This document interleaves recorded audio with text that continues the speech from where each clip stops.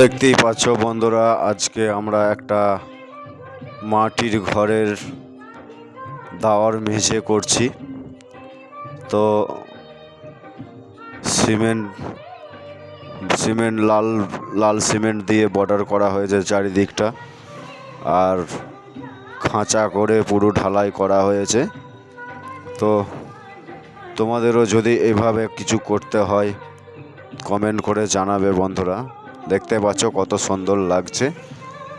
যেহেতু মাটির ঘর, আমরা দেয়ালের দিকটা চারিদিকটা 3 ইঞ্চি গাঁথনি করে দিয়েছি, যাতে জল ঢাললে না মাটিটা সোঁতে, তার জন্য গায়ে গাঁথনি দিয়ে দেওয়া হয়েছে।